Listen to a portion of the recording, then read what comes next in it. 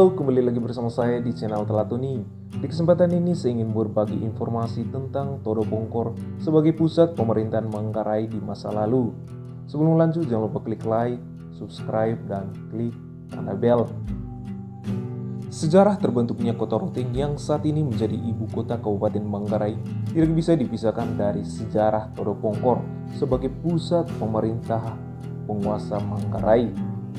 Bagaimanapun menjadi fakta historis yang tidak terbantahkan bahwa seluruh wilayah Manggarai yang saat ini telah dimekarkan menjadi 3 kabupaten, yaitu Kabupaten Manggarai, Ibu Kota Ruteng, Kabupaten Manggarai Barat, Ibu Kota Labuan Bajo, pemekaran tahun 2003, dan Kabupaten Manggarai Timur, Ibu Kota Borong, pemekaran tahun 2007. Ketiga kabupaten ini pada zaman dulu pernah dikendalikan dari Todo Pongkor yang saat ini hanya berstatus sebagai desa di wilayah Kecamatan Satarmese, Kabupaten Manggarai.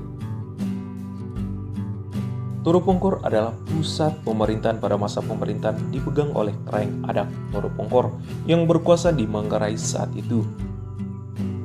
Kulhas bekas kontrolir Manggarai sebelum Menes tahun 1926 sampai 1927 mempersiapkan pengakuan Belanda pada Selfbestur Manggarai, menyebutkan hubungan Todo Pongkor sebagai adik kakak. Walaupun tidak sampai tuntas menjelaskan istilah tersebut, melalui penelusuran bukti silsilah juga dijelaskan bahwa Adak Todo Pongkor sebagai raja-raja Dwi Tunggal. Todo sebagai unsur roh magis, sedikit lemah lembut, sedikit bersahabat, sedikit menjaga jarak dengan duniawi. Sedangkan Pongkor sebagai unsur badan dengan sifat keras, tegar, kurang tahan diri. Orang Manggarai menaruh rasa hormat kepada Kraeng Todo, tetapi dalam hal perintah merasa takut kepada Kraeng Pongkor. Kombinasi unsur roh spiritual Raja Todo dan kuasa dunia fisik Pongkor bagi Kulhas merupakan suatu paduan Dwi Tunggal, sehingga realistis untuk melanggengkan roda pelaksanaan kekuasaan di Manggarai. Todo Pongkor adalah pusat pemerintahan penguasa Manggarai sebelum adanya putusan politik pemerintah kolonial Belanda tentang pemindahan pusat pemerintahan dari Todo Pongkor ke Puni Ruteng. Sebagai pusat pemerintahan, terutama dalam hubungan dengan pembangunan berbagai fasilitas umum lainnya, diperlukan wilayah yang cukup luas dan letaknya harus strategis.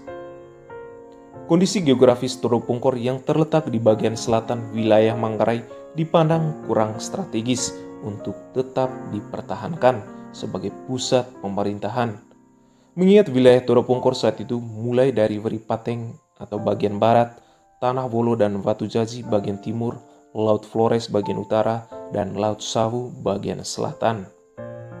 Di samping itu, kondisi topografi yang sempit dan berbukit, yaitu luas wilayah Todo Pongkor adalah 2.198 hektar dengan dataran rendah seluas 190 hektar.